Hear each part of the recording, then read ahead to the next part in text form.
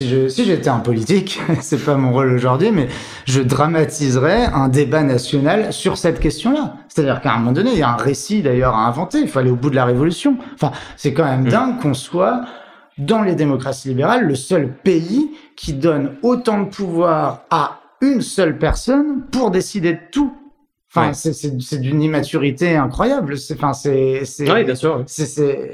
Et en plus, ça n'est pas efficace. C'est ça qui est intéressant. Bonjour à tous, bienvenue dans ce nouvel épisode des podcasts de Contrepoint. Je suis Pierre Schweitzer. Aujourd'hui, je reçois Christophe Seltzer, directeur des études au think tank Génération Libre. Donc, c'est plutôt un bon complément à l'épisode que j'avais enregistré il y a quelque temps avec Gaspard Koenig, qui est le fondateur de ce même think tank. Dans cet entretien, nous parlons des thématiques régulièrement abordées par Génération Libre et en quoi elles constitue une spécificité pour ce think tank dans le paysage d'abord libéral, puis plus globalement dans le paysage des think tanks français. Et plus particulièrement, nous nous attardons sur la problématique des institutions, c'est-à-dire vraiment une réflexion sur le cadre dans lequel les idées politiques émergent, évoluent et sont éventuellement réformées. L'enregistrement a eu lieu dans les locaux de Génération Libre à Paris le 10 juillet 2023. Sans plus attendre, je vous laisse découvrir l'épisode et je vous retrouve juste après.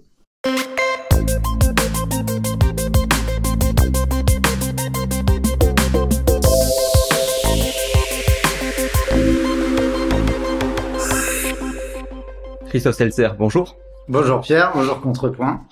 Tu es le directeur du think tank Génération Libre.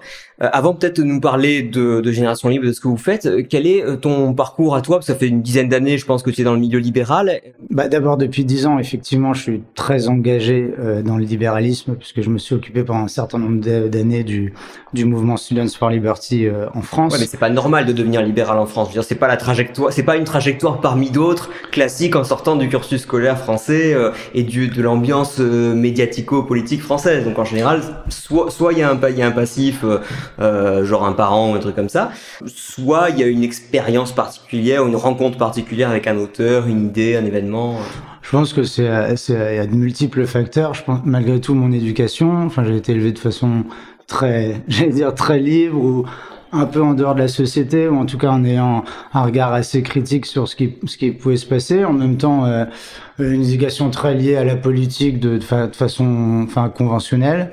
Je sais pas, intellectuellement, j'avais déjà croisé des auteurs comme Tocqueville, comme Constant en philosophie, en lettres, en Hippocagne, en Cagne. Alors justement, quel a été ton parcours en termes d'études? Alors j'ai fait un bac L, Hippocagne-Cagne-BL, une licence en sciences politiques, un master en affaires publiques. Mais intellectuellement, j'ai toujours été intéressé par la politique depuis très jeune, quoi. À partir du moment où j'ai lu la presse quand j'avais 10 ans, c'était aux alentours du 11 septembre d'ailleurs, je me rappelle très bien. Et j'ai toujours été curieux de points de vue extrêmement différents, d'une part. Et on va dire que j'ai cheminé de façon très différente. J'aimais beaucoup le royalisme. Je lisais beaucoup d'auteurs contre-révolutionnaires quand j'étais au lycée, en prépa. Après, en passant par du Ayn Rand, justement, donc un ami m'a fait lire. Donc ça, c'est un élément biographique plus personnel. Je me suis intéressé aux libertariens. Et puis après, plus tard, je fais à grands traits, hein, mais je suis allé à beaucoup de nuits du mouvement Nuit debout. Je suis aussi allé sur la ZAD de Notre-Dame-des-Landes. Ça, oui, je me souviens, mais tu étais déjà Students for Liberty à l'époque. Oui, absolument. Mais le point commun de tout ça, c'est qu'il y a toujours eu une critique de l'État, de quelque chose de central et d'un pouvoir politique qui est très fort. Et en fait, une critique le point commun des royalistes, des libertariens, des anarchistes de gauche, c'est cette critique de l'État. Ouais. Et très étonnamment, depuis quelques mois, ou depuis 2-3 ans, je dirais même, je me sens de plus en plus démocrate, puisque je me dis, il faut d'abord qu'on rétablisse la capacité à faire se confronter des points de vue très variés dans un système institutionnel, et que c'est d'abord ça le libéralisme, d'une certaine façon. Donc, je me retrouve soudainement beaucoup plus démocrate que je l'avais jamais été. Oui, c'est vrai que ce sont deux approches. La réforme par le système classique qu'on aime bien détester, mais qui est quand même pas si mal, qui est la démocratie parlementaire. Et puis le côté les alternatives, justement, alors Notre-Dame-des-Landes, Bitcoin ou ce que tu veux. Voilà, mais c'est vraiment mais c'est intéressant que tu aies les deux points de vue, mais on en reparlera un peu plus tard, justement, dans l'entretien des institutions. Je pense que c'est intéressant même d'ailleurs pour Génération Libre, puisque nous, on se place justement dans le cadre d'un système existant et comment on fait pour insuffler de la liberté dans un cadre existant, puisqu'on peut pas se contenter, même si on peut trouver ça très bien, et moi je trouve ça très bien, mais on peut pas se contenter des simples alternatives à la marge qui peuvent exister. À un moment donné, comment est-ce qu'on fait pour, j'allais dire, le commun des mortels? Oui, les gens vivent quand même dans un système qui est ce qu'il est, qui a une force d'inertie. Pour qu'il y ait un peu d'opportunités pour s'informer, c'est logique que ma mère, que tout un tas de personnes ne s'intéressent pas à la politique, aux idées politiques ou même à la fabrique de la loi, et il y a bien une responsabilité des élites ou de ceux qui s'intéressent aux idées ou de ceux qui ont des responsabilités politique que d'imaginer un cadre qui offre de la liberté à des gens qui, d'une certaine façon, la demandent pas forcément activement ou ne savent pas comment la demander. Et ça, comment le faire autrement, mais qui l'utiliserait bien, quoi. Au mieux que dans un cadre parlementaire, finalement. Ouais, d'accord. Alors, est-ce que tu peux nous présenter Génération Libre, sachant que je fais une précision simplement aux auditeurs. J'avais reçu il y a environ 2 ans le fondateur de Génération Libre, mais je l'avais reçu d'abord à l'époque où il était candidat à l'élection présidentielle et l'entretien était plus centré sur ses idées à lui, son parcours personnel, etc. On n'avait pas tellement parlé ou assez peu des idées qui par ailleurs étaient portées par Génération Libre. On avait quand même parlé du revenu universel, parce que ça c'est un peu la tarte à la crème dès qu'on parle de Gaspard ou de Génération Libre. Bien Donc sûr. ça, du coup j'en parlerai pas aujourd'hui, je renverrai les auditeurs en lien au passage exact de mon entretien. Maintenant, que fait Génération Libre actuellement? Quelle est son approche et ses spécificités en tant que think tank? Alors, Génération Libre, c'est un think tank qui a très exactement 10 ans, qui a été fondé par Gaspard Koenig en 2012-2013, qui est maintenant présidé par Monique Cantos-Perber, puisque Gaspard ne gérait plus en opérationnel depuis quelques années déjà, et Monique Cantos-Perber est notre nouvelle présidente depuis quelques mois maintenant.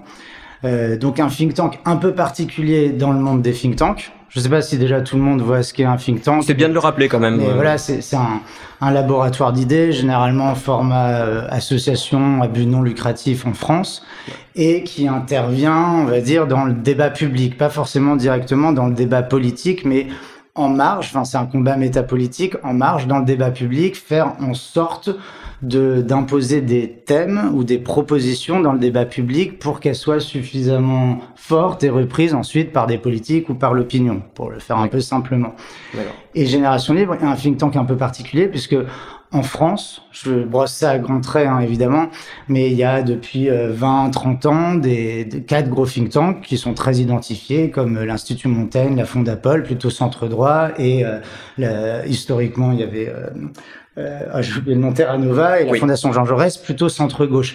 Ces 4 gros think tanks, pareil pour le dire très vite, se ressemblent en ce sens qu'ils sont liés à des partis politiques, historiquement le PS ou l'UMP, qu'ils ont tous de l'argent public, 1 million d'euros à peu près, donc c'est des subventions, des crédits Premier ministre qui sont distribués de façon discrétionnaire, et notamment pour l'Institut Montaigne, de l'argent de grosses boîtes, CAC 40, il y a la moitié quasiment du CAC 40 qui donne de l'argent à Montaigne. Ce qui veut dire qu'ils ont des moyens considérables. Ils ont des moyens. Je dis ça aussi pour nos auditeurs parce que là, il y avait quelques épisodes, j'avais été reçu dans les locaux de l'IREF et je m'étais entretenu avec Nicolas Lecossin, qui lui, pour le coup, fait partie peut-être des think tanks rares et minoritaires à avoir un peu le même modèle que vous, c'est-à-dire qui vit avec des dons privés et que plutôt des petits dons. Et que Contrepoint aussi, bien sûr. Et que l'IFRAP et que, voilà, bon, globalement, c'est d'ailleurs les 4 structures qui se ressemblent pas mal.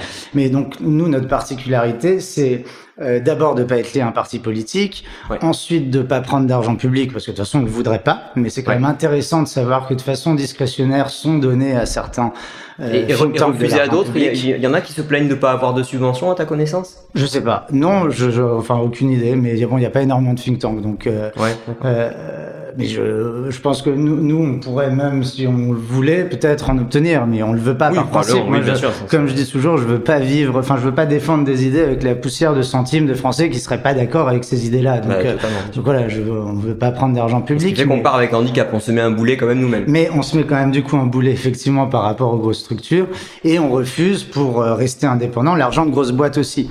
Ce qui nous permet d'ailleurs d'être comment dire, en termes de notoriété, d'être perçu comme propre et bien par des milieux plus à gauche ou plus d'extrême gauche, qui restent entre guillemets une cible, et puis parce que il y a quand même pour un lobby. Oui, voilà, et puis parce que, mais je ne dis pas ça seulement de façon cynique, parce qu'il y a quand même un vrai attachement où il y a une vraie compréhension, notamment des libertés publiques, au sein de l'extrême gauche ou de la gauche.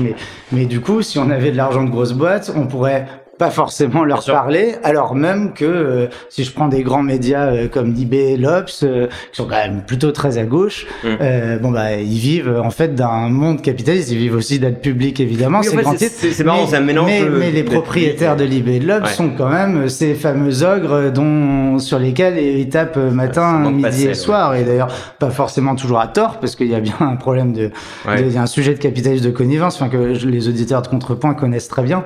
Mais c'est vrai que du coup, on se retire de sources de financement majeures, y compris utilisées par nos adversaires ou des gens qui n'ont pas forcément la même idée que nous. Ce qui fait que on est un peu comme du coup Contrepoint, je pense assez similaire en termes de budget. On est une toute petite structure, là où l'Institut Montaigne peut avoir plusieurs dizaines de salariés, publie 6-7 études par semaine. Nous, on a 200, au mieux 304 budgets annuels. On tourne avec 2-3 personnes à peu près. Pour le pôle études, donc pour rédiger nos publications, pour suivre les auteurs qui écrivent les publications, pour le pôle mécénat justement, donc pour trouver l'argent, les relations avec nos donateurs, trouver des personnes qui nous aident justement à produire et diffuser nos idées, quelqu'un qui s'occupe de la communication, en gros faire en sorte que le maximum d'articles soient écrits sur nos propositions, qu'on aille dans des émissions TV, radio, qu'on rencontre des décideurs politiques. Ce qui fait qu'en termes de production, c'est pas mal finalement si on voit, et je mettrai évidemment tous les liens vers le site de GL, mais finalement il y a à chaque fois des rapports assez complets, plusieurs dizaines de pages, bien sourcés avec plein d'intervenants et souvent des grandes signatures. Et puis il y a des versions résumées en mode executive summary, choses comme ça. Puis la communication, on vous voit quand même régulièrement dans les médias. Donc ça c'est pas mal, mais effectivement ça demande beaucoup d'efforts pour produire un maximum avec peu. Oui, on fait en moyenne 7 publications par an avec 2-3 personnes et un budget qui est quand même très petit. Et c'est assez drôle parce que dans les milieux dans lesquels on évolue, moi je rencontre très souvent des gens qui pensent qu'on est 10 salariés ou qu'on a un observatoire de la santé. Je reçois des mails tout le temps de gens qui veulent rejoindre tel observatoire. Mais une dizaine de salariés, ça m'aurait pas étonné. En fait, on est que 2 personnes, on est 2-3 personnes max en équivalent temps plein pour parler de façon un peu barbare. Et c'est très lourd à gérer puisqu'on a donc ces publications, mais on continue à porter tous les combats de toutes les publications qui sont sorties depuis 10 ans. Donc on continue sur énormément de sujets. C'est le prolétariat finalement. Oui, voilà. Donc en fait, on est pauvre avec des idées. Et voilà, on fait ça vraiment pour la cause, effectivement. Au niveau des thématiques, je vais un peu caricaturer l'opinion que je perçois à travers les commentaires de nos lecteurs ou des discussions comme ça informelles.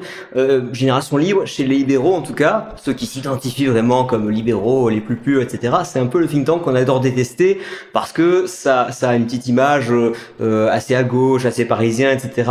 À ton avis, pourquoi est-ce qu'on a cette impression-là? Est-ce que tu penses que c'est justifié? Et peut-être est-ce que c'est lié aux thématiques comme justement les questions de société sur lesquelles vous avez beaucoup travaillé? Comment est-ce que tu définirais en tout cas les priorités thématiques de GL?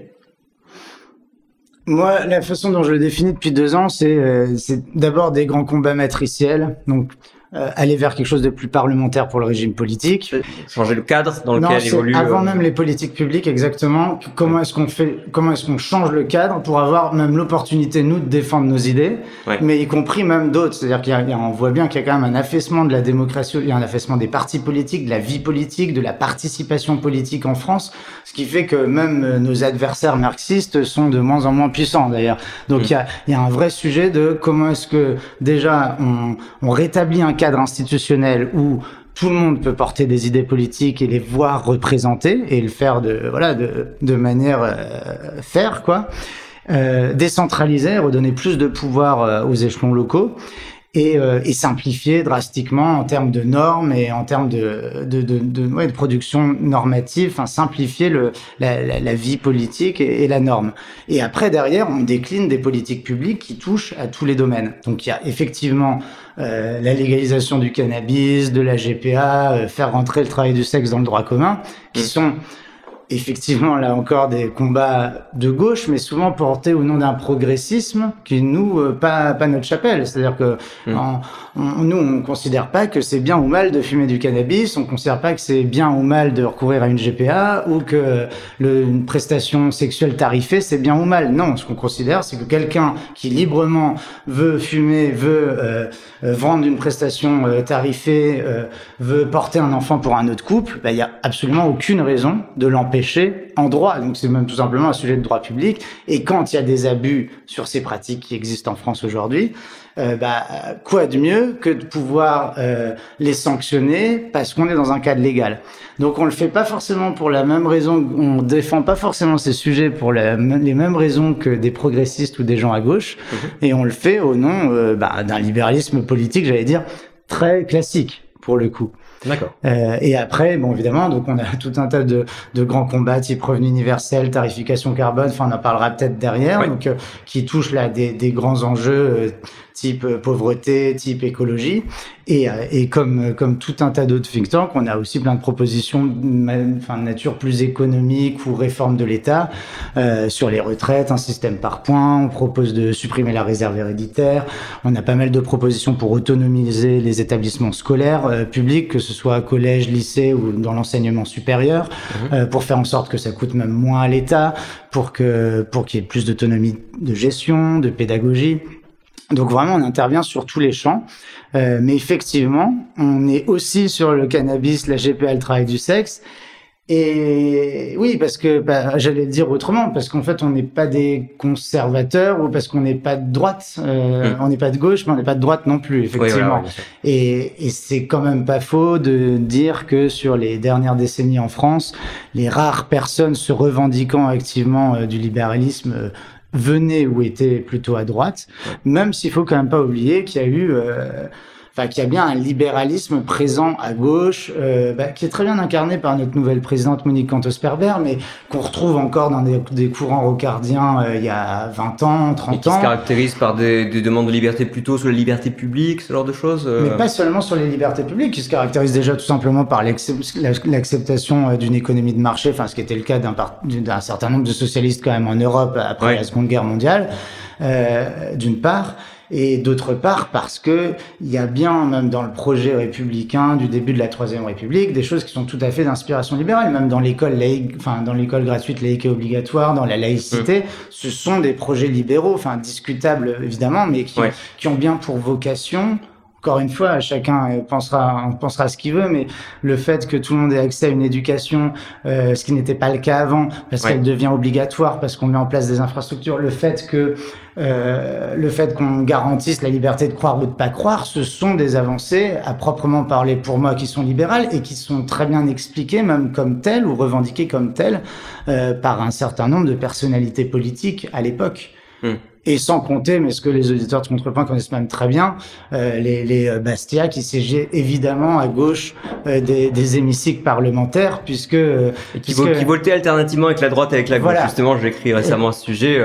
Mais qui du coup ne se situent pas dans un cadre conservateur ou contre-révolutionnaire pour l'époque du début du 19e siècle, pardon. Et je pense, moi, mais alors c'est plus personnel, mais que en fait, on peut aborder le libéralisme de deux façons. Soit on considère que la France n'est pas libérale, parce qu'on a des taux d'imposition très élevés. Je vais pas refaire ce que nos éditeurs connaissent très bien. Parce qu'effectivement, il y a un déclin des libertés publiques qu'on observe depuis 20 ans. D'ailleurs, on va sortir avec Génération Libre un observatoire sur ce sujet-là qui mesure par score cette évolution plutôt dégradée des libertés publiques depuis 20 ans.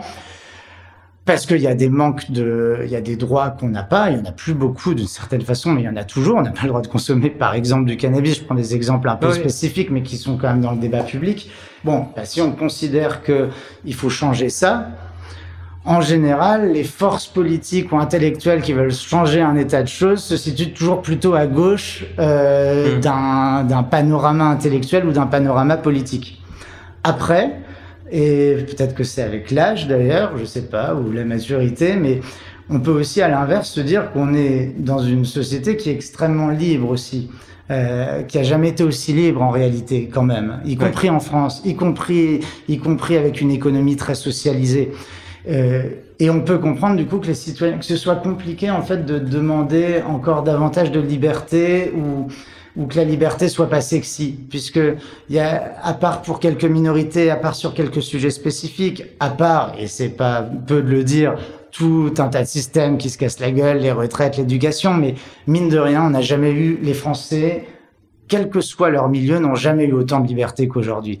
Je sais pas si on prend, oui, est-ce qu'on regarde les taux de taxation ou est-ce qu'on regarde aussi les capacités économiques qu'on a, quoi. C'est-à-dire, en gros, est-ce qu'on peut plus facilement se déplacer, changer de métier, ce genre de choses. Oui. Est-ce que c'est grâce à l'État ou en dépit des taux de taxation élevés, c'est une autre question. Oui, c'est compliqué de dire. D'ailleurs, ça reste objectivement compliqué de dire c'est grâce ou en dépit de l'État. Encore une fois, effectivement, on a des taux d'imposition, enfin globalement, de plus en plus élevés et les plus élevés dans l'OCDE.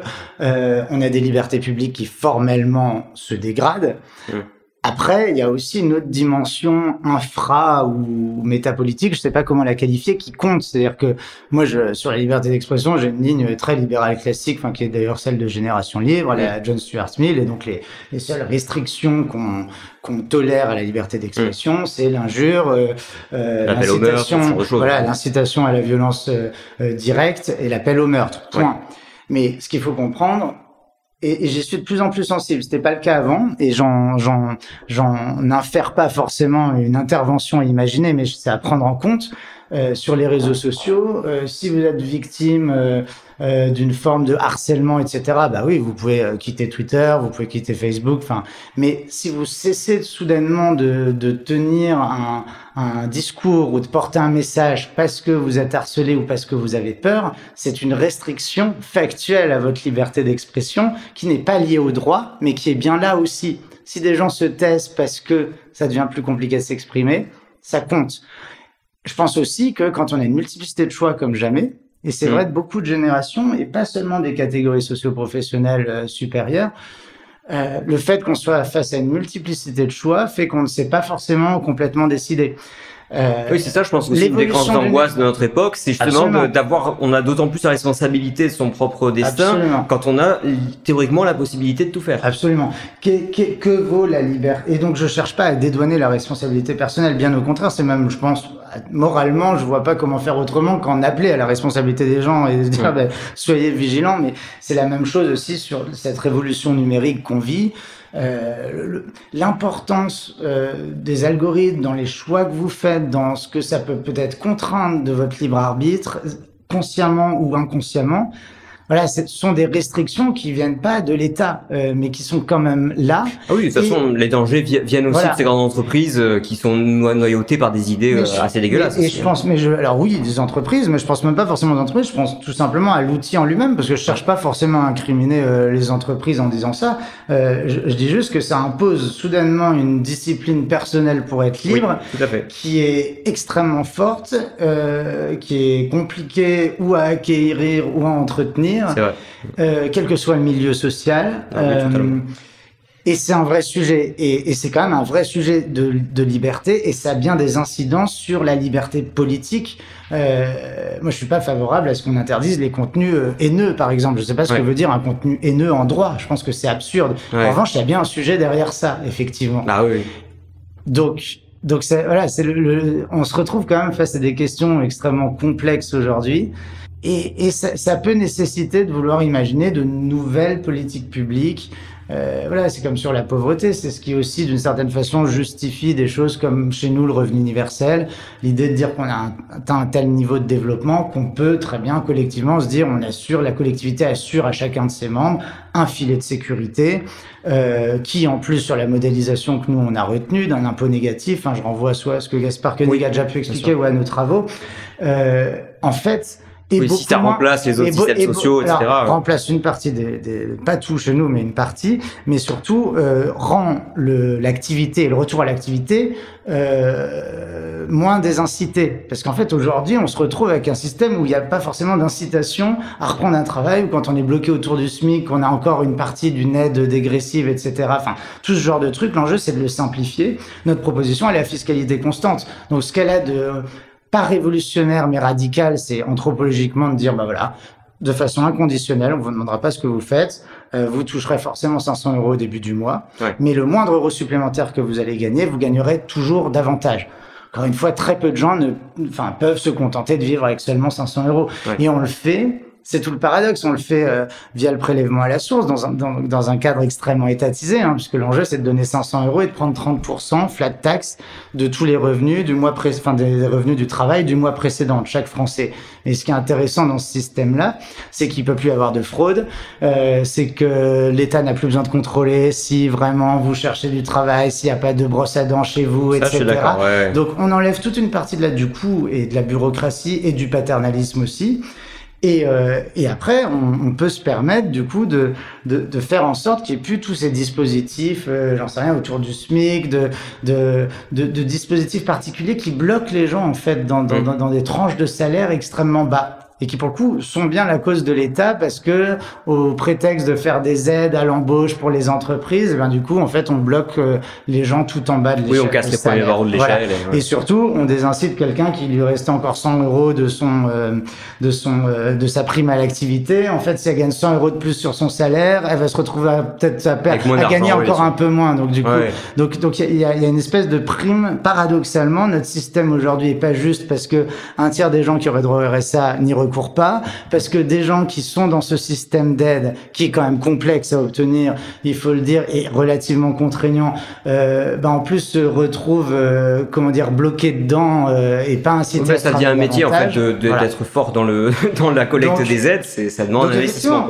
On a une solution qui est, pour être franc, c'est bien une solution entre guillemets étatiste. On le fait de façon automatique dans le cadre du prélèvement à la source. Mais on comprend la logique qui se veut. C'est une solution socialisée puisqu'il y a bien une redistribution.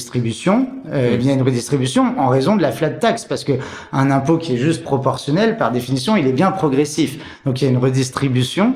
Mais encore une fois, flat tax, donc en fait un impôt sur le revenu qui est quand même moins élevé que pour les tranches les plus hautes aujourd'hui, au passage.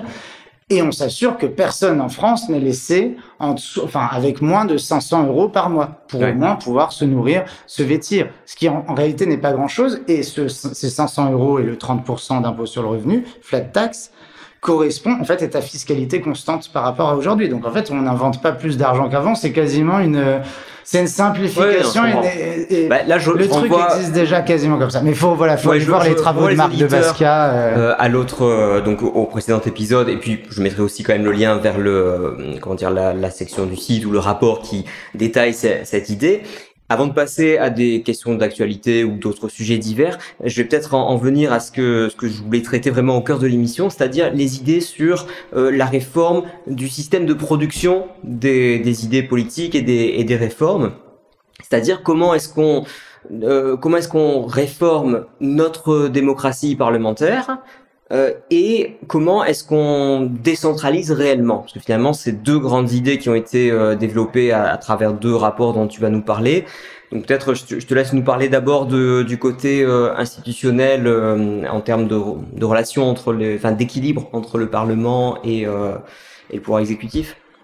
Oui, je pense que le premier problème de la vie politique française aujourd'hui, c'est l'élection présidentielle. En tout cas, c'est la prééminence de la figure présidentielle, la figure du président de la République, qui, en fait, bouffe tout. C'est-à-dire qu'aujourd'hui, on passe notre temps à prévoir ce qui va se passer en 2027. Le moindre incident, voire le moindre gros problème qu'on peut avoir, des banlieues, que sais-je. On a Emmanuel Macron qui propose un jour il distribue des préservatifs, l'autre jour il s'occupe du temps scolaire. En fait, tout tourne autour du président de la République. Oui. Donc, je pense que le premier truc à faire, c'est de supprimer ça. Donc, il y a 1001 propositions qui existent. On est dans un...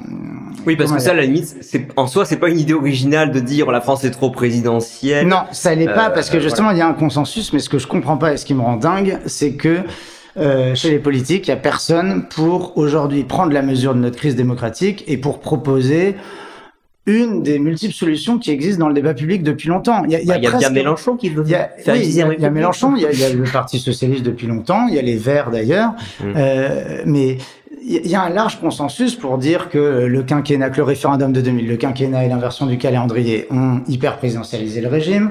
Il y avait une opposition généralisée des partis politiques, de tous les intellectuels, à commencer par ce que nous on connaît chez les libéraux, Aron puis Revel, une opposition à l'élection du président de la République au suffrage universel direct, donc le référendum de 62 du général de Gaulle. En fait, dans le fond, j'ai une lecture très conservatrice des institutions. Je pense que la Ve République est très bien faite telle qu'on l'a faite en 1958 et qu'il faut juste enlever tous les post-it qu'on a mis. C'est-à-dire, on enlève même... Alors, en réalité, il y a de très bons arguments pour ou contre sur le cumul des mandats. On peut rentrer dans mille et un détails. Il y a mille et une versions de la Constitution. Enfin, il y a autant de versions de Constitution qu'il y a de constitutionnalistes et même que de Français. Donc, à un moment donné, c'est compliqué. C'est pour ça que parmi toutes les propositions qui existent et qu'on a rassemblées dans un recueil qui s'appelle Des présidentialiser la Ve République, qui toutes convergent avec l'idée de rester dans la Ve République, mais de revenir à son esprit originel. Il n'y a pas besoin de changer de régime, voilà. Déjà, ça minimise en tout cas, l'enjeu, et là pour le coup qui est partagé, tout le monde est d'accord pour dire qu'il faut bien rééquilibrer le pouvoir entre le Parlement et l'exécutif, et au sein de l'exécutif. Et tout le monde le dit, après les solutions peuvent être différentes, on peut aller vers un régime à l'américaine, vers quelque chose d'un peu plus à l'allemande, etc. Il y a mille et une solutions. Qui se valent toutes, mais ce qui est quand même intéressant à savoir, c'est qu'on est une anomalie en France. On est bien un régime techniquement en fait parlementaire, mais on est une anomalie en ce que le Parlement est extrêmement faible. Parce que même dans un régime présidentiel comme les États-Unis, le Congrès a plus de pouvoir. En Allemagne, c'est système de coalition. Au Royaume-Uni, en réalité, il y a pas d'exécutif. Enfin, il y a le roi, mais en fait, c'est le Premier ministre qui est directement, qui émane directement du Parlement.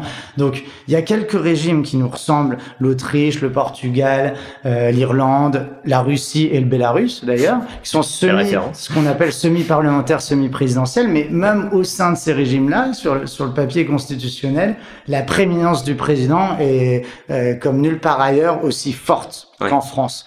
Donc, à un moment donné, en fait, je pense qu'on a un problème. D'ailleurs, là où on a enfin, ça c'est personnellement, mais ce que je pense, mais le Capitole aux États-Unis, l'épisode du Capitole aux États-Unis, la place je connais très mal le Brésil là, mais des quatre pouvoirs ou des trois pouvoirs, mais les événements qu'il y a eu très violents, il n'y a pas très longtemps. En France, les gilets jaunes, enfin les mouvements de protestation les plus forts aujourd'hui dans la démocratie libérale, c'est comme par hasard dans des régimes très présidentiels. Donc voilà. Parmi les multiples solutions, moi je propose un truc qui est à la fois simple. Enfin, je retiens et je pousse l'idée qu'on arrête d'élire directement notre président de la République. Et ça, est-ce que les Français, ils sont pas attachés quand même? Si, ils sont attachés à 75%. C'est ça qui est spécial, c'est que tout le monde est d'accord pour dire que, enfin, en fait, tout dépend de qui est le tout le monde. En gros, est-ce que ce sont les analystes de la vie politique, les constitutionnalistes, etc. Enfin, les élites qui sont d'accord pour dire il y a trop de pouvoir au président, alors que les Français, eux, sont peut-être très contents justement de pouvoir dire directement qui doit être président. Non, évidemment, il y a un consensus en France pour considérer chez les commentateurs, mais chez les Français tout simplement, que c'est bien d'élire directement son président de la République au suffrage universel direct, parce qu'on le fait depuis 1965. Mais moi, ce que je rappelle, c'est que avant 1965, la seule fois où les Français ont voté pour un président de la République au suffrage universel direct, la seule fois de toute l'histoire, c'était en 1848. Et ça a donné le Deuxième Empire. Ouais. Avec un petit temps de décalage. Mais avant 1965, on n'a plus jamais voté pour un président de la République au suffrage universel direct. Et ça sous la Troisième République, on a fait énormément de choses. La Quatrième République, effectivement, était plus instable que la Troisième. Après, il y avait la gestion de la fin de notre empire colonial qu'on savait pas gérer, etc. Mais en 1962, alors d'abord en 58, il n'y a pas l'élection au suffrage universel direct dedans, et en 62, c'est De Gaulle qui insiste pour faire ce référendum parce qu'il l'a en tête depuis le début et qui veut donner une légitimité historique à ses successeurs. Mais alors, encore une fois, tous les partis politiques sont contre, tous les intellectuels sont contre, le président du Sénat, enfin des conservateurs aux communistes, tout le monde est absolument contre. Et les Français le demandent même pas, à corps et à cri. C'est-à-dire que il y a le taux de participation est même très fort pour l'époque, mais beaucoup plus faible que les taux de participation aux élections dans ces années-là. On est, je crois, dans les 75%, enfin à revérifier.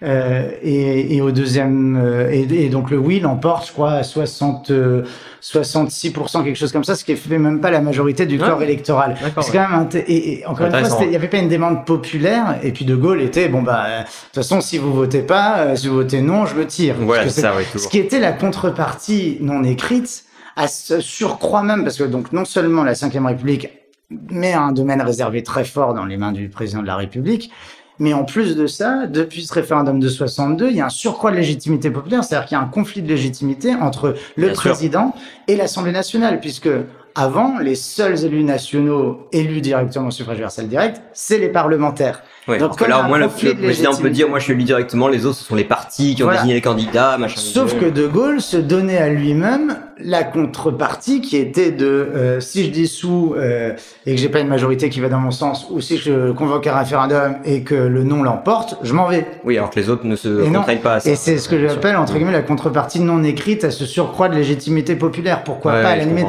Et donc maintenant, on attend tous, comme d'ailleurs, c'est dans les mentalités de dire on attend un nouveau De Gaulle, enfin. Donc la vie politique est soumise à un fantasme de trouver le grand homme, le nouveau grand homme qui saura. Enfin, je trouve ça rationnellement extrêmement immature, démocratiquement immature et dysfonctionnel. En fait, mais est-ce que c'est pas, enfin, je vais peut-être sortir une tarte à la crème, mais cette idée selon laquelle les Français, ils aiment au fond une figure monarchique, même si c'est pas un roi, on a toujours quand même ce culte du chef. Si, absolument. Mais moi, du coup, en fait, si j'étais un politique, c'est pas mon rôle aujourd'hui, mais je dramatiserais un débat national sur cette question-là. C'est-à-dire qu'à un moment donné, il y a un récit d'ailleurs à inventer. Il faut aller au bout de la révolution. Enfin, c'est quand même dingue qu'on soit dans les démocraties libérales le seul pays qui donne autant de pouvoir à une seule personne pour décider de tout. Enfin, c'est d'une immaturité incroyable. Oui, bien sûr. Et en plus, ça n'est pas efficace. C'est ça qui est intéressant. C'est quand on regarde même sur les dernières décennies, les moments où il y a eu vraiment de grandes avancées, type les privatisations sous Mitterrand ou les 35 heures sous quoi qu'on pense du fond de ces deux pratiques, enfin de ces deux réformes. Mais les privatisations sous Mitterrand et les 35 heures sous Chirac, en fait, c'était dans le cadre de cohabitation.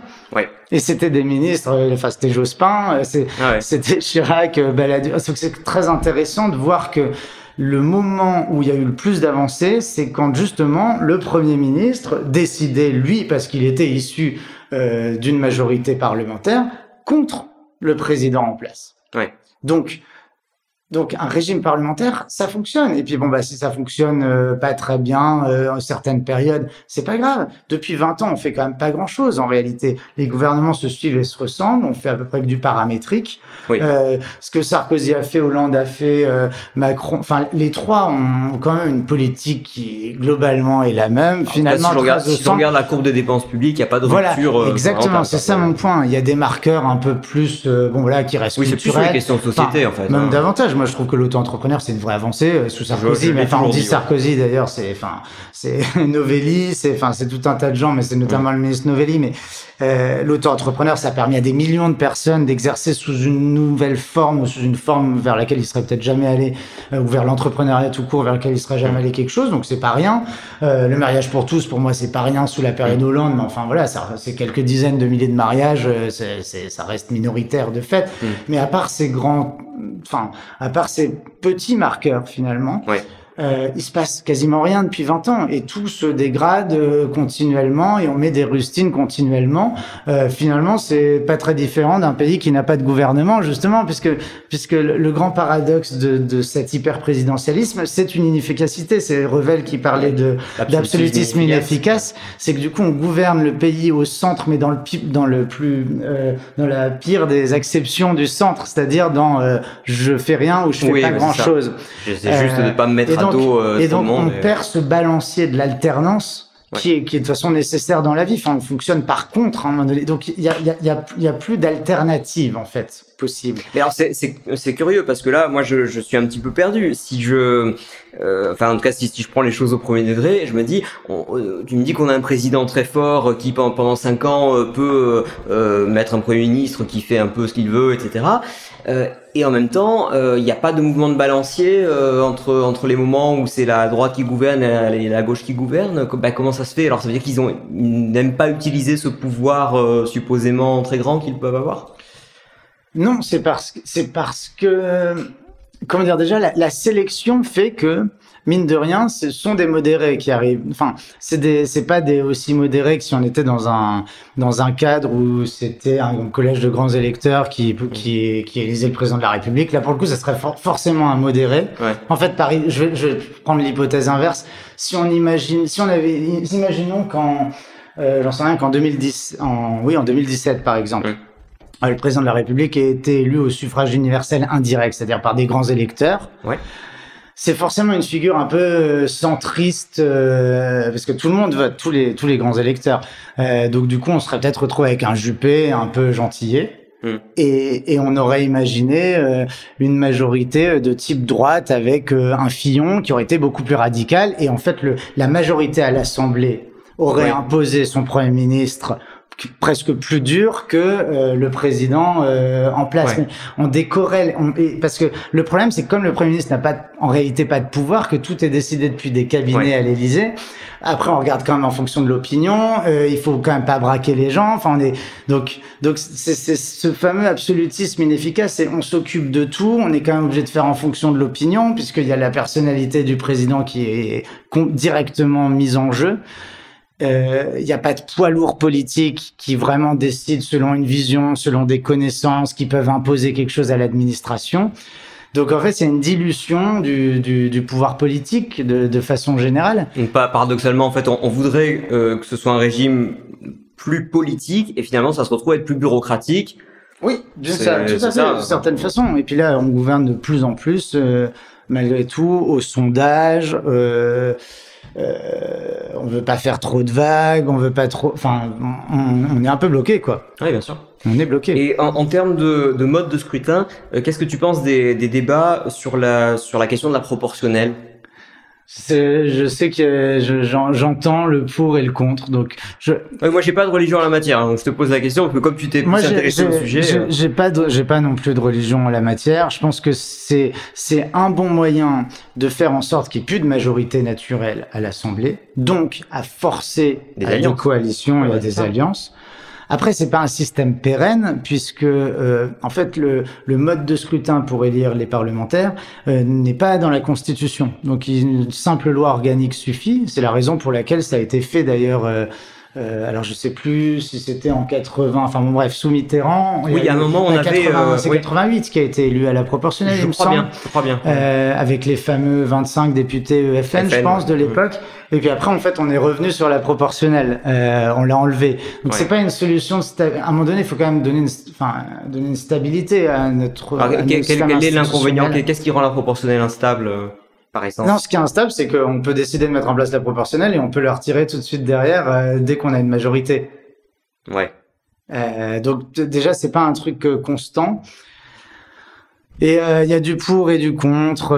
On peut très bien faire une dose de proportionnelle, c'est-à-dire une centaine de députés, mais ça peut aussi apporter beaucoup d'instabilité aussi, parce que c'est pas le fait majoritaire n'est pas forcément un problème en soi non plus.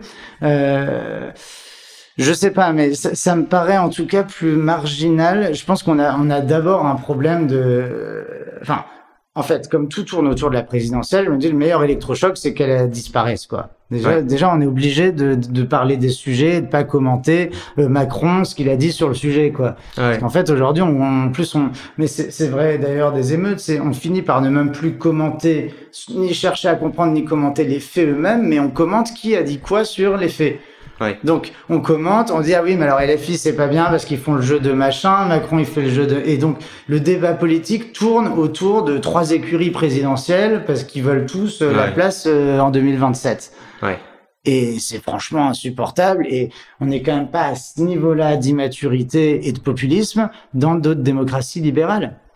Alors comment on fait concrètement pour déprésidentialiser? Donc la proposition de GL pour le faire, mais sans changer la Constitution. GL a publié un recueil qui rassemble toutes les propositions qui existent depuis une vingtaine d'années pour rééquilibrer les pouvoirs entre le Parlement et l'exécutif.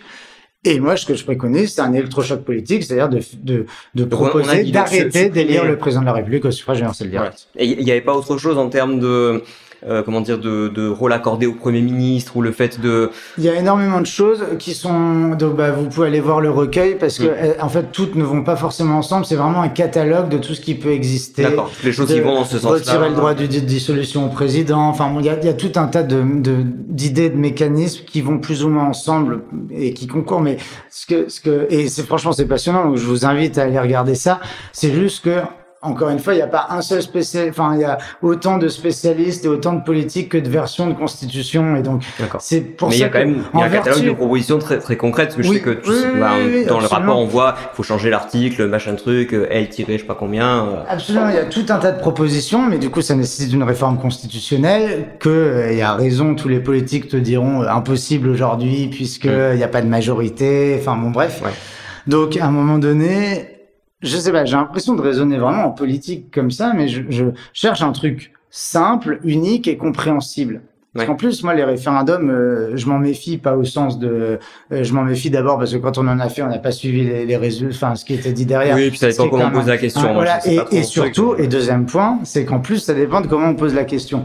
Mais là, on tient un des rares sujets où la question est simple, c'est est-ce qu'on veut continuer à avoir un lien direct avec une personne qui nous gouverne ou est-ce qu'on considère que ceux qui nous gouvernent, c'est des gens qu'on a élus directement, mais qui sont obligés de se mettre d'accord et qu'on institutionnalise les divers points de vue de la société française, qu'on institutionnalise leur confrontation, leur débat et leur délibération dans une enceinte. C'est quand même plus sain qu'il y ait une dizaine de partis politiques cohérents avec vraiment une base doctrinale qui s'écharpent à l'Assemblée et trouvent plus ou moins des solutions, mais avec des gens qui ont un engagement personnel, un ancrage local, un engagement personnel, un parcours idéologique, une connaissance des mécaniques et qui seront bien mieux à même de décider ensemble de façon démocratique, dans le cadre d'une démocratie représentative.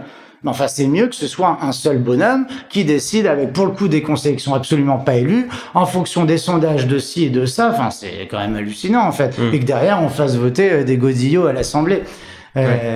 Donc c'est ça que je dis et c'est très simple, il suffit de convoquer un référendum et de faire même un débat là-dessus, de se dire est-ce qu'on va jusqu'au bout de la Révolution française, est-ce qu'on arrête d'être gouverné par un seul, est-ce qu'on devient vraiment une démocratie libérale. D'accord. Et est-ce que, enfin, on redevient peut-être parce qu'il y a eu la parenthèse. Oui, bien sûr. Mais donc ça c'est le premier volet peut-être de la partie institutionnelle. Et l'autre c'est sur le fait de retransférer du pouvoir localement. Alors notamment, je crois que chez GL vous incitez pas mal sur le pouvoir qui pourrait être redonné aux communes. Et c'est ce que vous appelez la subsidiarité ascendante. Est-ce que tu peux nous expliquer rapidement quoi? La subsidiarité ascendante, effectivement, c'est un terme cher à Raoul Maniberton, donc l'auteur de notre recueil, de notre rapport, sur la décentralisation, qui s'intitule Le pouvoir aux communes. L'idée, alors là, on est encore plus à front renversé par rapport à l'organisation territoriale française. Mais l'idée, c'est que, en gros, les collectivités puissent s'autosaisir des compétences de leur choix, et à commencer par le plus petit échelon. C'est-à-dire que la commune... En gros, si un échelon plus petit qu'un autre revendique une compétence et dit « moi je veux m'occuper de ça », elle doit pouvoir le récupérer. Et à l'inverse, si elle veut pas s'en occuper, elle le délègue à l'échelon supérieur. C'est à l'inverse même de la façon dont on a construit la France, d'une part, puisque la dernière réforme même de la carte des régions s'est décidée sur un coin de table, enfin selon la légende ou les rumeurs que je mets vraiment sur un coin de table, d'ailleurs à l'Élysée, sur une table de François Hollande. Et donc on fait à chaque fois depuis Paris le découpage, on distribue les compétences. On a fait 3 actes, enfin ce qu'on appelle les 3 actes de décentralisation depuis les années 80. Oui, parce que moi j'ai l'impression qu'on passe notre temps à décentraliser et qu'on dit toujours que tout est trop centralisé. En fait, ce qui est vrai, c'est qu'on a délégué des compétences à des collectivités même qu'on a créées comme les régions. Oui.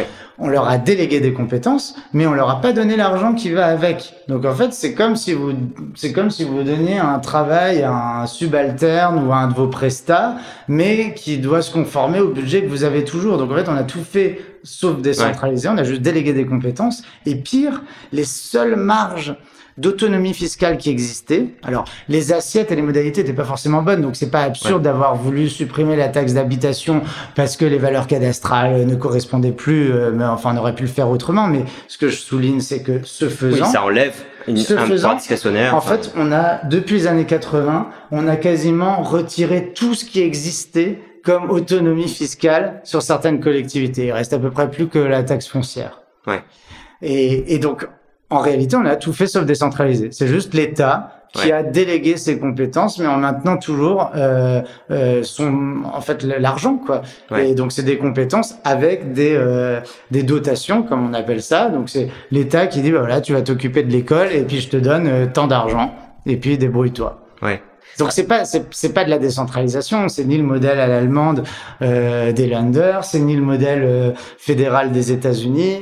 Voilà. Donc après, c'est très compliqué puisque c'est très compliqué de recréer un impôt local qu'on a retiré. Enfin, en fait, on arrive presque à un point de rupture. Sans donner l'impression c'est d'alourdir les impôts. impossible de retourner en arrière. Il y a bien un principe d'expérimentation qui existe depuis la loi de 2003. Donc, dans ce cadre-là, on peut faire davantage de choses. Et ce qui explique extrêmement bien Raoul Maniberton dans son rapport. On peut tester même quasiment, a priori c'est possible, on fait plein de notes de travaux là-dessus, mais sur le revenu universel, on peut tester, un département pourrait se saisir de trucs, c'est à peu près possible, mais encore faut-il voir ce que dirait le Conseil constitutionnel, etc. C'est ça, c'est que très vite on tombe sur des questions de est-ce que ça crée une inégalité territoriale. On a la base constitutionnelle, et Raoul le montre bien, qui peut permettre un certain nombre d'expérimentations. Après, moi, je me pose la question, mais je suis pas un expert, hein, je suis ni fiscaliste, ni expert en droit des collectivités territoriales, ni politiste, mais pareil, si j'étais un politique, je me dis, je fais comment? Parce que je rencontre plein de politiques qui me disent, c'est bien mignon, votre principe, mais il est très théorique, et c'est pas faux. Alors, nous, c'est notre rôle que de se battre pour de grandes idées, pour des principes de philosophie politique, parce qu'on est là pour former même les décideurs de demain. Donc, c'est important qu'on défende quelque chose d'idéaliste. Il faut donner tout ça en main. Politiquement, je sais pas, je me pose la question de me dire, est-ce qu'il faut pas, alors c'est très paradoxal, c'est à l'inverse même de ce que je défends, mais on redessine une carte des territoires, enfin des collectivités pour aller vite, quitte éventuellement même peut-être à retirer effectivement un échelon, mais enfin on fait un truc avec des blocs de compétences en face de chaque type de collectivité et un impôt local en face. Oui, et par ce moyen-là, on peut peut-être au moins introduire une vraie décentralisation parce que il y a des collectivités qui ont un bloc de compétences et qui maîtrisent directement l'argent qu'elles récupèrent. Ouais. Y compris avec une péréquation qui est possible, parce que dans le cadre de ce que tout le monde dit toujours, oui, mais la péréquation, il y a des territoires pauvres, etc. Bien sûr, dans un cadre régional, généralement, en fait, vous avez justement de tout. Donc, il y a déjà une péréquation naturelle qui va se faire dans le cadre du conseil régional pour aller vite, pour être schématique. Ouais. On n'est pas en train de proposer la loi de la jungle non plus. Ouais. Mais l'enjeu, c'est aussi, effectivement, et c'est assumé, d'introduire des mécanismes de compétition administrative et fiscale entre les collectivités. Ouais. Parce que c'est bien aussi un levier d'attractivité. Au lieu de faire un truc partout, on procède par, c'est la vraie avec les mécanismes de péréquation, est-ce qu'on perdrait pas finalement, imaginons qu'il y a une commune qui se gère mieux que les autres, qui attire plus d'habitants, plus d'entreprises et plus d'habitants en plus dynamiques, qui posent pas de problème, etc. Est-ce que justement, dès qu'elles commencent à se retrouver mieux que les autres, est-ce qu'elles va pas être obligées de payer pour celles qui ont perdu dans le même temps leurs habitants et leurs entreprises. Tout dépend du type d'impôt qu'on crée, mais moi, donc pareil, je suis pas un grand spécialiste, mais j'imagine effectivement un impôt local au niveau de la commune, un impôt au niveau de, alors j'en sais rien, c'est un bassin de vie, mais entre le département et la région, et puis un impôt au niveau régional. Quand on est sur des grands ensembles, ou quand on est sur des fusions volontaires de communes, par définition, ils mettent, c'est les élus de cette collectivité qui se mettent d'accord entre eux, et il y a bien une forme de péréquation. Même dans une commune très riche,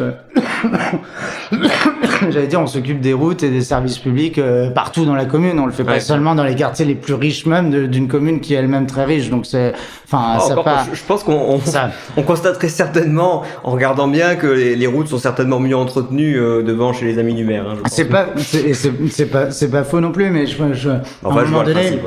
à un moment donné, oui, il y a bien une forme de, je suis pas dans un cadre théorique anarcho-capitaliste. Non, bien sûr. Qui est passionnant, mais bon, il y a quand même la vraie vie en attendant. Mais enfin, c'est bien d'aller lire c'est bien d'aller lire des auteurs anarcho-capitalistes au passage, quand même. Je dis, les auditeurs, je le dis pas du tout pour le dénigrer, c'est juste que à un moment donné, on fait, surtout quand on grandit ou qu'on essaie de vouloir faire quelque chose pour les gens, on est obligé de faire avec l'existant, quoi. Ouais, bien sûr. Est-ce qu'il n'y a pas un problème structurel dans le fait que l'État se finance par définition mieux que les communes? Parce que comme c'est l'État, il peut toujours emprunter à de meilleures conditions de marché, parce que justement c'est l'État, il fera pas faillite, machin bidule. Donc j'imagine qu'il a toujours, je vais pas regarder dans le détail, mais qu'il a certainement de meilleures conditions de financement en termes de marché. Et donc dans une époque où on finance quasiment plus par la dette que par l'impôt, est-ce que justement toute tentative de redonner des marges de manœuvre aux communes ou à d'autres échelons ne va pas tomber très vite dans le dans le piège de dès qu'il n'y a plus d'argent, on ne peut aller le chercher auprès de l'État qui lui-même va le chercher auprès des investisseurs qui espèrent le retrouver un jour. C'était vraiment sur l'emprunt local. Enfin, nous on propose dans une note historiquement qu'on avait publiée, on proposait que une collectivité puisse faire défaut même. Enfin, voilà. Donc alors moi je suis pas un spécialiste là-dessus, mais d'un point de vue théorique et à grands traits, oui. Enfin, l'idée me plaît bien. Après, je pense que c'est une très bonne question que tu poses. Moi, j'ai pas de réponse à ça. Enfin, pas de souci va voir nos experts, Raoul, etc.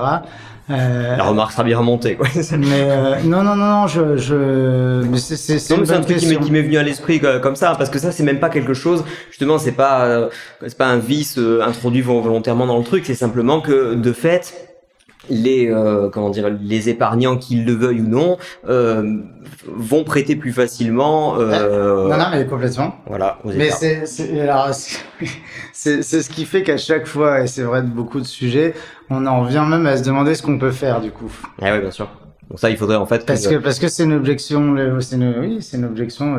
Mais c'est pour ça, de toute façon, du point de vue comptable, je trouve qu'il y a deux choses qui seraient très saines, mais ça, tu me contrediras pas là-dessus, j'imagine. C'est d'une part vraiment d'arrêter de se financer par la dette, ou vraiment mettre des contraintes très fortes au financement par la dette, et donc rétablir la douleur de l'impôt, quoi. C'est-à-dire, moi, je vois pas forcément de problème en soi à ce qu'il y ait un taux d'imposition élevé, si en contrepartie on a les choses qui vont bien et que c'est librement choisi, etc. Mais à ce moment-là, il faut que la douleur soit là, parce que c'est trop facile de consommer maintenant et de dire c'est les enfants qui paieront. Et autre chose, c'est au niveau budgétaire, et ça nous ramène à une question que tu évoquais, de finalement comment est-ce qu'on finance tel type de dépenses. Là, c'est pas trop un sujet que je maîtrise, mais en France, j'ai l'impression qu'il y a beaucoup de pots communs et ensuite de ventilation discrétionnaire et assez peu de domaines où vraiment on sait quel impôt finance quel type de dépenses. Oui, mais non, mais surtout quand il y a globalement un principe de non-affectation des ressources aux dépenses, donc parce que c'est le cadre, c'est institutionnalisé, c'est le cadre unitaire français, et on retombe toujours sur le même problème. Mais c'est ce qui est vrai aussi en matière institutionnelle, mais effectivement, on n'a pas cette culture-là de. Oui, on est dans un cadre républicain unitaire, et c'est très problématique, quoi. Ouais. Donc. Oui, autant qu'on nous, on va faire une proposition pour recréer, à partir de la taxe foncière, qui est la seule qui existe encore, pouvoir éventuellement la gonfler, mais du coup s'accompagnant d'une réflexion sur le marché du logement. Mais évidemment, toutes les choses sont complexes. Sur le revenu universel, typiquement, l'expérimentation dont je parlais, elle est un peu absurde, parce que nous, on le pense pas dans un cadre décentralisé. Pour le coup, le revenu universel, c'est typiquement le truc d'un impôt sur le revenu qui est national et qui se fait en fait au niveau de la DGFiP, et donc on enlève même la gestion du RSA, etc. Comme c'est le cas au département. Donc ce qui est un grand ce qui peut sembler paradoxal, mais c'est typiquement nous ce qu'on considère une politique nationale. Après, la centralisation, ça peut simplifier dans certains cas. C'est toujours la difficulté, c'est qu'il y a du bon aussi. Dans le détail de qu'est-ce qu'on donne, parce que classiquement, on peut dire l'éducation, les hôpitaux, etc. Alors, on fait quoi? On le donne aux régions, mais là, honnêtement, moi, je sais pas répondre à ça. Même avec Raoul, on n'a pas forcément c'est une hypothèse que je mets sur la table, quoi, de dire peut-être qu'une des solutions, justement de façon jacobine, mais dans le but de faire de la vraie décentralisation, c'est de décider depuis Paris ce qu'on donne comme bloc de compétences et vraiment un impôt qui va en face. D'accord. Ouais, Mais je sais ça pas, tient au je niveau sais de pas quelles compétences, je sais pas quel impôt, mais je suis sûr que ce cadre théorique est déjà presque plus compatible avec notre rigidité et notre Oui, là aussi, il centralisation faut tenir compte française. du contexte Voilà, historique. du coup, je tiens compte même si c'est à l'inverse même de la philosophie politique qu'on défend, qui est en fait quelque chose une forme d'ordre spontané où ça devrait être des plus petites collectivités vers le haut qui décident de se séparer en fait de choses qu'elles savent pas gérer ou de mutualiser avec d'autres ce Ouais. qu'elles ne peuvent pas gérer seules. Voilà. Christophe Seltzer, on va peut-être passer en revue d'autres sujets sur lesquels il y a eu des positions qui ont été prises par Génération Libre ou des rapports qui ont été produits. Alors notamment, je crois que un des modes opératoires qui sont les vôtres, c'est d'essayer d'avoir des propositions qui sont faciles à appliquer dans le cadre existant, quoi. C'est-à-dire qui sont peut-être pas toujours les plus libérales possibles sur le papier, mais qui peuvent être assez facilement acceptées et pas trop difficilement mises en place. Alors je pense à ce dont on parlait en off par rapport aux frais d'inscription à l'université. J'ai trouvé cette idée-là intéressante. Est-ce que tu peux nous en parler? Oui, c'est typiquement une idée GL que j'allais dire comme le revenu universel. C'est pour l'université, on se place dans le cadre de l'enseignement supérieur public. Donc notamment les universités qui sont un des parents pauvres, un des multiples parents pauvres de la dépense publique, mais qui en même temps coûte de la dépense publique, et ça coûte beaucoup et en même temps qui coûte de l'argent, et en même temps avec une inefficacité en termes d'employabilité, un décalage absolu avec l'enseignement privé, enfin que ce soit les écoles de commerce, etc., avec un décalage même, enfin oui, puis un effet d'éviction, je pense aussi sur les métiers qui ont vraiment besoin de recruter, notamment des métiers manuels et tout ça. Exactement. Donc l'idée qui suit en fait ce qui est appliqué dans le modèle c'est un modèle dans l'État de l'Oregon aux États-Unis, mais l'enjeu serait que les étudiants, en fait, s'inscrivent sans frais immédiats dans les universités et payent ensuite un pourcentage de leurs revenus futurs à l'issue de leurs études. Ce qui potentiellement, donc on reste dans un cadre public, mais ce qui potentiellement peut permettre d'obtenir en fait davantage de ressources financières pour ces établissements qu'aujourd'hui, donc même de diminuer la dépense publique, de faire financer directement par ceux qui vont à l'université, pas par l'ensemble de la collectivité, parce qu'en réalité, là aujourd'hui on subventionne les bons métiers de ceux qui s'en sortent bien après l'université. Exactement. Et donc on prend au CSP- ou à ce qu'on considère être des métiers moins bien. En fait, on leur prend de l'argent pour financer. Donc l'enjeu, c'est du coup une forme d'autonomie moins de dépenses publiques, plus d'argent malgré tout pour l'université, payé par les étudiants eux-mêmes, mais a posteriori. Probablement du coup un plus fort taux d'employabilité parce que les établissements seront incités à faire en sorte que leurs étudiants soient dans l'emploi à la sortie des études. Et évidemment, on n'est pas dans un système où l'étudiant a besoin de faire un prêt étudiant comme les États-Unis, comme diraient les autres, ou de recourir à un système de bourse publique, quoi. Donc, c'est typiquement le genre d'idée que moi j'aime bien défendre, que je trouve très générationnel. C'est dans un cadre existant, en fait, comment on arrive à utiliser des mécanismes d'incitation de marché, en fait, de type capitaliste, y compris dans un univers public, pour le rendre plus efficace, pour que ça pèse moins sur la dépense publique, et en même temps satisfaire un objectif d'égalité des chances, parce que ça reste quand même, je pense, un sujet pour un libéral, y compris politiquement, de se dire comment est-ce qu'on donne des conditions, notamment à encore quelqu'un qui a 18 ans, de lui donner une chance de poursuivre des études, ce qu'il ne poursuivrait pas forcément de lui-même, en fait. Et comment ça pourrait se passer pour des gens qui... tout en étant responsabilisés sur le résultat, en plus. Donc, justement, à propos du résultat, admettons, si je fais, je me lance dans 2 ans, 3 ans d'études, et puis finalement j'arrête, à ce moment-là, est-ce que je dois rembourser ce que j'ai coûté quand même à la collectivité ou... Alors, je n'ai plus le détail du truc. Je pense que oui, c'est au prorata des 3 années, ouais. D'accord. Je pense que c'est au prorata des 3 années. C'est les établissements eux-mêmes qui fixent d'ailleurs les taux du salaire. Voilà. D'accord. Ok. C'est un mécanisme contractuel.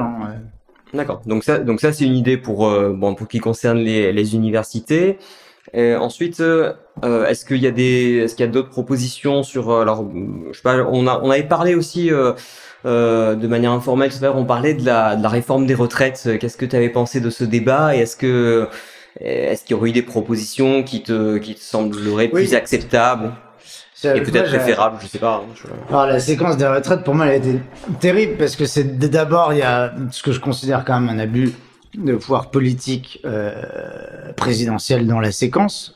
J'en fais pas du tout une affaire personnelle avec Macron et je ne considère pas non plus que ce qui s'est passé était antidémocratique, anticonstitutionnel ou illégal, mais je considère qu'il y a une forme d'abus de pouvoir politique en imposant une réforme à la fois contre l'opinion et sans jamais avoir fait formellement voter la représentation nationale sur son contenu.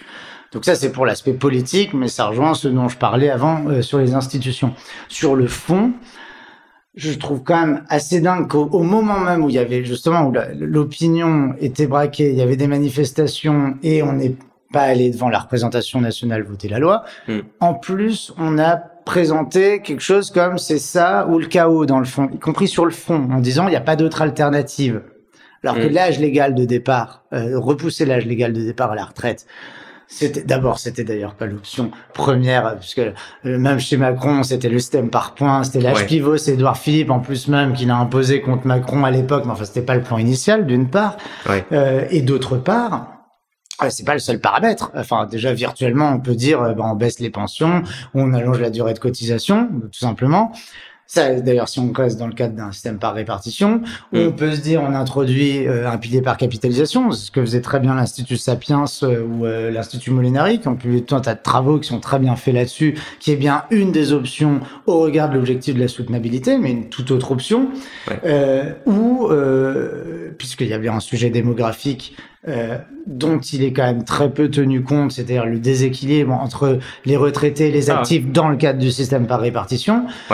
Pour répondre à cette problématique-là, de dire en fait, il n'y a pas seulement l'âge légal de départ qu'on repousse, surtout en plus en réalité pour les travails, les tranches de rémunération qui sont globalement les plus faibles ou le marais de la population, d'où ce sentiment d'injustice, je pense, dans la population. Mais on peut très bien dire, parce que c'est complètement socialiste, j'en ai conscience, qu'on prend aux pensionnés les plus riches pour redonner aux pensionnés les plus pauvres, pour financer le minimum vieillesse, entre guillemets, pour aller vite, et pour pas qu'on fasse peser ce poids croissant sur les seuls actifs. Et ça, c'est encore une autre option possible de type socialiste. Quelque part, d'ailleurs, pour illustrer... social, oui et non, parce que c'est redistributif dans une génération, mais dans une époque où les retraités vivent mieux que les actifs, c'est quand même... Absolument, d'une part. Ça doit pas être tabou. Mais moi, je suis très étonné qu'il n'y ait pas eu... en fait, typiquement, on aurait dû avoir ce genre de débat même à l'Assemblée. Il y en a eu quelques-uns. Il y a eu le député Thierriot qui a défendu, même lors du discours sur la dernière motion de censure, que les LR n'ont pas voté, mais il rappelait qu'il avait défendu la capitalisation. J'ai étonnamment peu entendu de socialistes ou dans le camp central défendre la position que je défends en tout cas, qui est l'une des idées suggérées par Marc de Basquiat dans un de nos rapports, La retraite quand je veux, de cette redistribution intragénérationnelle entre retraités.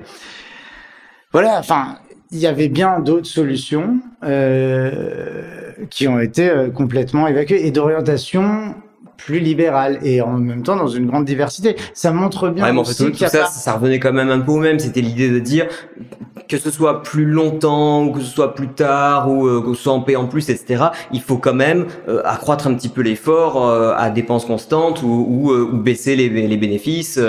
Oui, mais là pour le coup, on a fait une fois de plus, on a tout reporté sur les actifs.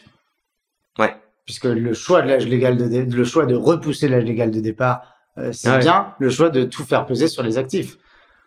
Ouais, et ça, tu penses que c'était plutôt d'inspiration politique parce que l'électorat de Macron, c'est plutôt les retraités, etc. Ou est-ce que... Oui, l'analyse à faire est évidente, effectivement. Après, je pense que ce débat-là a pris pas mal d'ampleur, mais mais on va dire dans les colonidés, quoi, enfin dans le débat public des grands journaux. Maxime Sbailly, d'ailleurs mon prédécesseur, a fait beaucoup pour ça en publiant un bouquin et a fait beaucoup de médias à ce moment-là sur ce sujet. Après, c'est pas un débat qui est encore clair, en fait, je crois, dans l'esprit de beaucoup de Français. Donc politiquement, c'est quand même un débat. Enfin, on peut être entre guillemets du centre ou même à droite et savoir poser ce débat démographique. Oui, voilà, c'est ça. Mais là, pour l'instant, j'ai l'impression que tout le monde fuit devant quand même la réalité comptable du truc. Oui, non, mais parce qu'il y a la réalité comptable. Mais encore une fois, ce que je veux dire, c'est qu'il y avait pas besoin de reporter de repousser l'âge légal de départ à la retraite pour s'occuper du déficit du système. Il y avait d'autres options. Et le poser en termes d'actifs versus retraités. Oui. Parce que les options, c'est un pilier par capitalisation, parce que t'as d'autres mécanismes, en fait, pour répondre au problème de la soutenabilité du système par répartition. Oui. Ce que je trouve dingue, c'est qu'il n'y ait quasiment pas de politique pour avoir des convictions fortes ou une vision à la fois idéologique, économique sur le sujet et savoir la défendre. Puisque effectivement, on va dire oui, mais bon, l'électorat du centre et de la droite, c'est des retraités riches, etc. Donc du coup, bon bah, oui, mais c'est pas pour les défendre, hein. C'était juste pour expliquer. C'est même lamentable de penser un peu comme ça, quoi. Eh bien, exactement. Et à ce train-là, on en peut, parce que je sais pas, je parlais à un député proche de Macron l'autre jour du revenu universel, lui il dit bah non, on veut pas s'en occuper parce que nous on parle aux Français, les Français dans les sondages ils disent qu'ils sont choqués par les gens qui vivent des aides et qui foutent rien, enfin au mépris de la finesse des chiffres qui peuvent exister, au mépris des raisonnements économiques même, puisque en fait ils sont en train de perpétuer un truc qui est déjà très désincitatif au retour à l'emploi, en conditionnalisant le RSA comme ils veulent le faire, là, les 15 jours obligatoires. Donc, du coup, faut créer quoi, une bureaucratie? Ça se trouve, on va mettre 1 milliard sur la table pour avoir des gens qui vérifient que le gars qui touche au RSA va bien 2 jours dans une entreprise, je sais pas où. Enfin, on marche complètement sur la tête, mais ils font ça, et c'est ce que j'appelle du technopopulisme. J'exagère un peu, mais ils font ça parce que les Français dans les sondages en ont marre de l'assistanat. Il faut donner l'impression c'est plus important que... J'en sais rien. Bah, du coup, à ce moment-là, on ferme absolument complètement les frontières parce que 70% des Français veulent pas d'immigration. En plus, l'immigration, ça veut tout dire et rien dire. Mais enfin, comme c'est marqué comme ça dans le sondage, bah, allons-y. Enfin, je veux dire, à un moment donné, c'est pas très différent enfin, on est bien avec un mouvement attrape-tout, qui a une logique populiste et qui est pas différente de la logique populiste d'LFI ou de la logique populiste du RN. Je retiens l'expression et je te la piquerai, le technopopulisme, pas mal. Donc, oui, voilà, ce qui est terrible sur les retraites, c'est qu'à un moment donné, le déséquilibre démographique, politiquement, quand on a un responsable politique, qu'on travaille sur ces sujets, qu'on se renseigne, qu'on rencontre du monde, qu'on a connaissance de ces enjeux, c'est de la responsabilité du politique de les exprimer, indépendamment de ce que pense l'opinion d'ailleurs. Et peut-être que l'opinion va en comprendre quelque chose. Enfin, un homme politique, c'est quelqu'un qui travaille et qui propose lui-même quelque chose, en fait.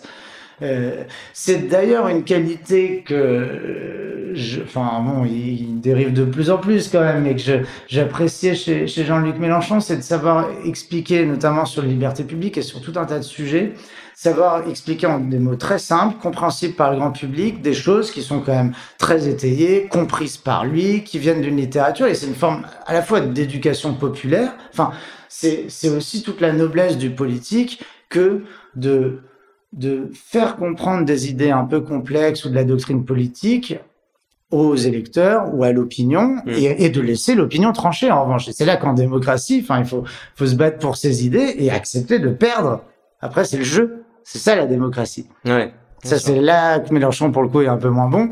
Mais c'est là que Macron est pas bon du tout non plus. Oui, c'est-à-dire que perdu dans les il fallait aller au vote, quitte à le perdre. Et puis, ça se trouve, ça serait passé. Enfin, avec un premier ministre un peu nord. Le truc était tellement technopopuliste à la marge. En vrai, la droite aussi bête et conventionnelle soit-elle, franchement, du coup, il fallait la voter. Enfin, avec un bon premier ministre, ça se trouve, la loi serait passée, puis on n'en parlerait même plus. Moi, je continue à penser qu'on pouvait faire les choses tout à fait autrement, et j'aimais pas beaucoup cette loi, mais ce qui me gêne, c'est c'est que ceux qui disent combattre les extrêmes, l'extrême gauche et l'extrême droite, là, qui sont au centre, sont aujourd'hui en train d'utiliser les ressorts populistes qu'ils reprochent aux autres de vouloir utiliser.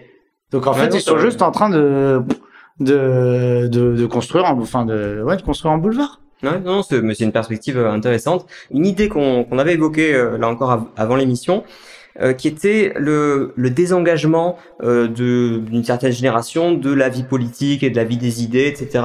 Toi, tu ressens en fait une forme de de désintérêt pour à la fois devenir élu, devenir je sais pas, un relais d'opinion.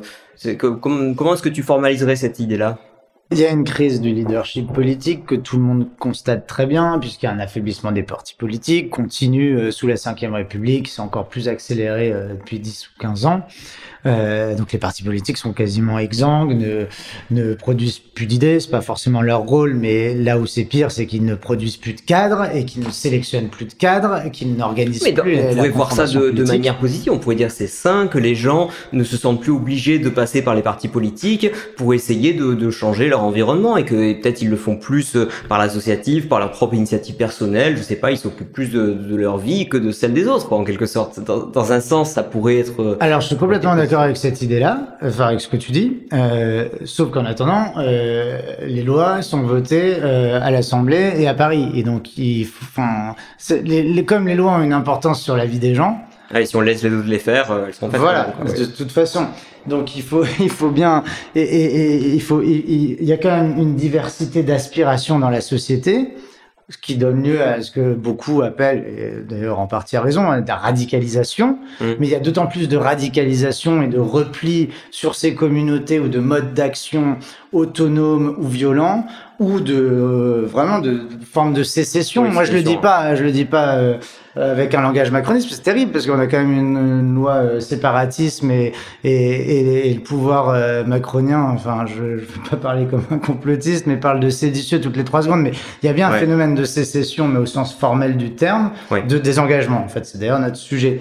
Mais c'est un problème parce que ça veut dire que la diversité des points de vue dans la société, sur le territoire de 70 millions de personnes, pour aller vite, sur les 500-600 000 km² français, qui sont parfois contradictoires, n'ont pas d'espace institutionnel où ils peuvent se confronter, se rencontrer et se mettre d'accord, parce qu'à un moment donné, il faut quand même, c'est comme avec ton voisin, t'es bien obligé de te mettre d'accord, ou alors tu pars complètement, mais en dépit des désaccords, il faut trouver un moyen de pacifier les désaccords, que chacun puisse faire valoir ce qu'il pense et qu'il y ait, une forme de fonctionnement institutionnel de pacification des désaccords. Et là, on est en train de vider complètement l'espace de pacification institutionnelle des idées politiques, des aspirations politiques, de on fait quoi de l'argent public, de on fait quoi de la norme, de on va dans quelle direction. On est en train de le vider complètement et de le laisser à des camps attrape-tout populistes. Alors voilà, ça va être Macron. Alors comme il est gentil, effectivement, je veux dire, c'est pas un fou furieux. Jusqu'à présent, et heureusement qu'on a des contre-pouvoirs quand même, mais a priori, c'est pas un fou furieux. Mais Jean-Luc Mélenchon, Marine Le Pen sont probablement pas non plus les fous furieux que, respectivement, les uns et les autres veulent bien décrire. Mais du coup, ils sont juste là sur des messages pour rassurer des électorats. Mais il n'y a pas de vision politique, il n'y a plus rien. Où est le temps des Seguin, des Rocard, des Madelin, voilà, il faut retrouver ça. Mais ces gens-là existaient quand même parce qu'il y avait des partis politiques, parce qu'il y avait un cursus honorum, parce que on était, et ça souffre mille et une exceptions, mais parce qu'on était militants. Ensuite, on montait soit dans le cadre du parti, conseiller municipal, maire, etc. Ça s'apprend la politique. Je pense que c'est une vocation. Je pense aussi que c'est un métier, la politique, parce que comment ça marche la procédure parlementaire, comment on gère tout simplement les messages, qu'est-ce qu'on pense, qu'est-ce qu'on a comme vision, il faut y consacrer beaucoup de temps. Donc c'est aussi un métier. Et ce qui est terrible, c'est qu'aujourd'hui, on a même des parlementaires qui n'ont pas été élus depuis très longtemps, qui sont arrivés en 2017 ou même certains en 2022, qui savent pas comment ça marche. On est obligé de faire des ateliers en catastrophe pour les former aux basiques de la vie parlementaire. Et puis un politique qui est élu, s'il a pas pensé avant, il pensera pas pendant son mandat. Donc oui, clairement. Et les partis politiques permettent. Ça tombe bien, on lui demandait pas de penser chez Renaissance, on lui demandait de voter. Il y a toujours eu des cyniques dans la politique, c'est un univers effectivement violent, mais comme beaucoup d'autres univers. Mais les partis politiques permettaient quand même une sélection de cadres et permettaient aussi une sélection par l'expérience et aussi une sélection par les idées. Je pense que dans le cadre de la Ve République, en revanche, ces partis se sont précisément effondrés parce que on avait déjà ces logiques populistes à l'œuvre, c'est-à-dire quand des Mitterrand ou des Chirac gagnaient une présidentielle en écrasant les autres, en fait c'est absurde puisque des combats entre un Balladur, enfin les Balladur, les Raymond Barre, toutes ces nuances-là ont été obligées de se crisper sur des moments présidentiels en s'entretuant, alors que c'était des nuances qui avaient une validité et dont on aurait aimé qu'ils puissent, dans le cadre au gré de coalition, pouvoir travailler tout à fait différemment. Donc bon, moi je mets de l'eau à mon moulin et parce que c'est ma marotte, je reviens sur mon truc institutionnel là-dessus, mais voilà. Mais en tout cas, on se retrouve aujourd'hui avec effectivement des gens qui fuient le monde politique, mais on se retrouve aussi avec une forme donc de crise de leadership politique, mais aussi d'une crise de leadership donc même pour faire dire culturel, intellectuel. Quand je vois des François Sureau, ce dont je te parlais tout à l'heure, qui dit je veux même plus parler des libertés publiques parce que une certaine, il dit pas c'est foutu, mais bon voilà. Gaspard Koenig, notre propre fondateur, pour qui on est, le fondateur de Génération Libre, qui se fait plus dans les médias, qui considère, alors oui, mais ça c'était depuis plusieurs années, mais qui considère même qu'on a une forme de point de non-retour dans la bureaucratie publique-privée, qu'on peut rien faire sinon attendre les barbares. Toi, tu dis, il faut réinvestir. Bon, là, toi, t'es dans un think tank, donc t'es dans les idées, mais il faut réinvestir aussi les partis politiques, ou peut-être se mettre dans des partis politiques existants ou en créer d'autres. Il faut aussi relancer le milieu associatif, peut-être remettre des libéraux dans la haute fonction publique, je sais pas. C'est un peu tout ça. Si on se pose la question pour nous libéraux dans la diversité des libéraux, pour ce que ça veut dire, il y a d'abord, je pense que les partis politiques peuvent pas renaître si on change pas un minimum quelque chose dans notre système institutionnel. Et il faudra que les partis politiques renaissent.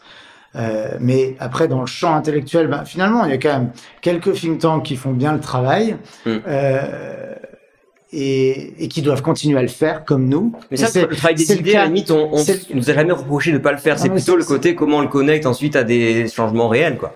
Moi je pense qu'on manque tout simplement il y a un problème de nombre et il y a un problème de formation. C'est-à-dire qu'en fait personne aujourd'hui, et c'est pas le travail d'un think tank, c'est pas le travail d'un mouvement étudiant a priori, mais personne ne forme des jeunes entre 18 et 25 ans à des idées politiques, à des techniques de militantisme.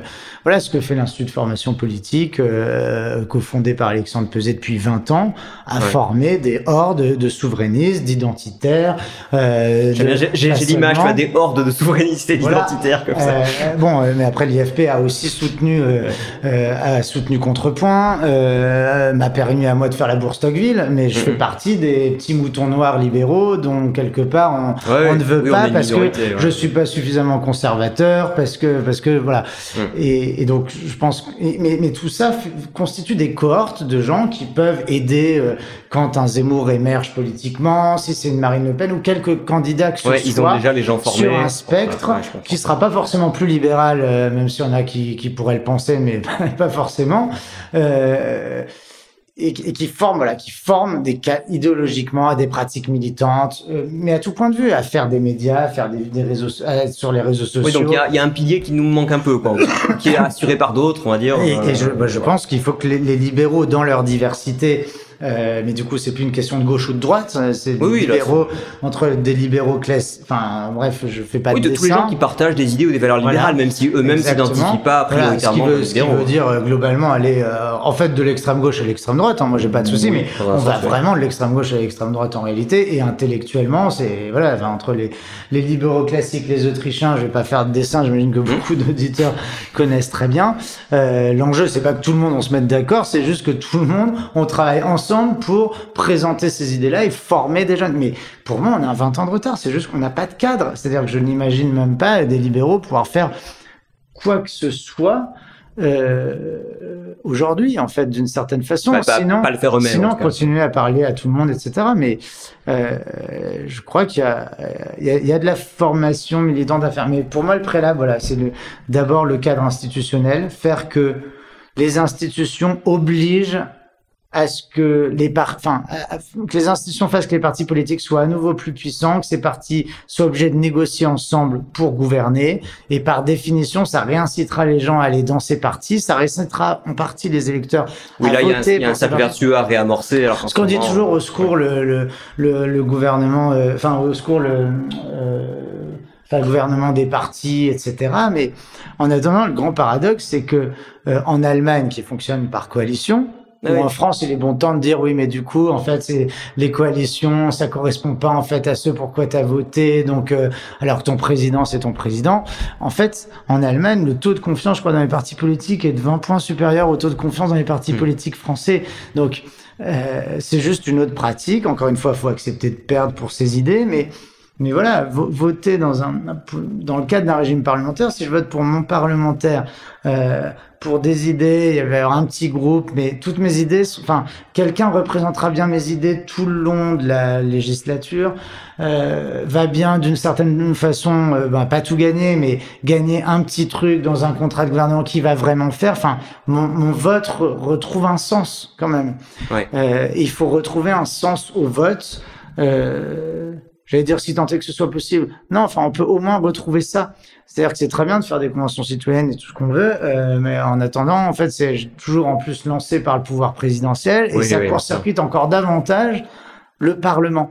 Encore une fois, la norme des démocraties libérales occidentales dans l'histoire et aujourd'hui, c'est un régime parlementaire, avec un Parlement en tout cas qui a plus de pouvoir partout ailleurs, sauf en France.